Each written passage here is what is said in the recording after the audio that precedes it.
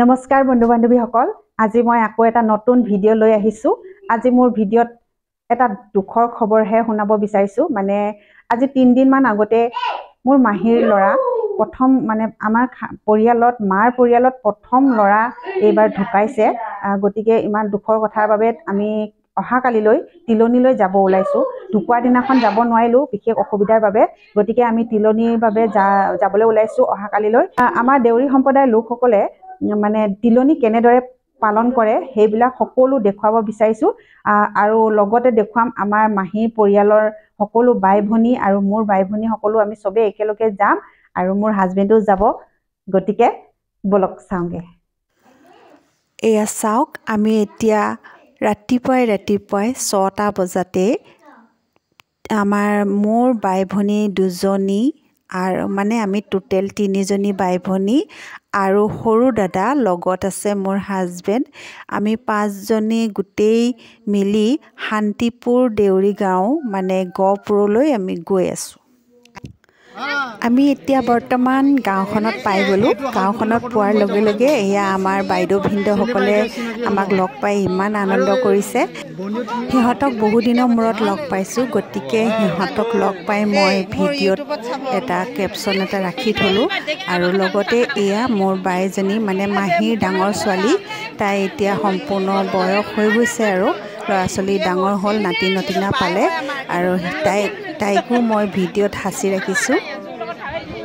এসময়ত আমি ইহঁতৰ ঘৰলৈ অহা যোৱা একেবাৰে খুব ঘনাই কৰিছিলোঁ, কিন্তু এতিয়া বিয়া হোৱাৰ পিছত একেবাৰে লগ নোপোৱা হৈ গ'লোঁ।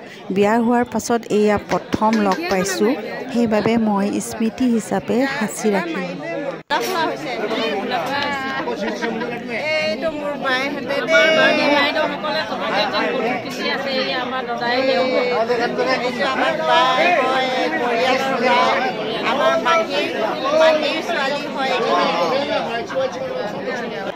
আমাৰ মাহীৰ ল'ৰা ছোৱালী টোটেল 8জন, ল'ৰা 4টা ছোৱালী 4জনী। বহুত ডাঙৰ ফেমিলি হয় আৰু তাতে আমাৰ মাতকৈ আগত বিয়া হৈছে। গতিকে সিহঁতৰ ল'ৰা ছোৱালীবোৰ বয়সবোৰ আমাৰ ঘৰৰ ল'ৰা ছোৱালীতকৈ ডাঙৰ। আৰু এতিয়া যে আমাৰ মাজত যে বহি আছে, এজনী হ'ল আমাৰ মামাৰ বোৱাৰী। মামাৰ ল'ৰা 5জন হয়, তাৰে মাজৰ এজনী বোৱাৰী। এনেদৰে আমি সকলো আগৰ চিনাকি পৰিয়ালবোৰৰ লগত কথা পাতি থাকোঁতে সময়বোৰ কেনেদৰে পাৰ হ'ল ক'বই নোৱাৰিলোঁ। বাহিৰত আহি দেখিলোঁ যে ৰাইজ ভৰ্তি হৈ আছে। মই নিয়ম কানুনবোৰ দেখুৱাবলৈহে আহিছিলোঁ, কিন্তু নিয়ম কানুনবোৰ দেখুৱাবই নোৱাৰিলোঁ, কিয়নো মোৰ বাই ভনীবোৰ লগ পাই ইমানেই ভাল পালোঁ। সকলো পৰিয়ালৰ মানুহবোৰ বহুত দিনৰ ভিতৰত লগ পাই ইজনীৰ লগত কথা পাতোঁতেই ভিডিঅ' কৰিবলৈ সময়ে নেপালোঁ, একো এটা দেখুৱাবই নেপালোঁ। হ'লেও যি দেখিলোঁ তাকে দেখুৱাব বিচাৰিছোঁ। ঢুকুৱা দাদাজন এজন শিক্ষক আছিল, তেওঁ বহুত ভাল মানুহ আছিল। আমি তেওঁক বহুত ভাল পাইছিলোঁ আৰু লগতে তেওঁ আমাৰ মাৰ বংশ পৰিয়ালৰ সকলোতকৈ ডাঙৰ দাদা আছিল। গতিকে তেওঁক আমি বহুত সন্মান কৰোঁ আৰু আমি বহুত ভাল পাওঁ। এতিয়া বংশ পৰিয়ালসকলে সকলো দান দক্ষিণা দি এনেদৰে আশীৰ্বাদ ল'ব। সকলো ৰাইজক একেলগে বহুৱাই এসাঁজ খুৱাব আৰু আজিৰ পৰা নিয়ম নীতিবোৰ শেষ হ'ব আৰু লগতে ঘৰৰ মানুহবোৰ লঘোণো শেষ হ'ব আৰু পাকঘৰত জুই জ্বলাই ভাত পানী খাব পাৰিব।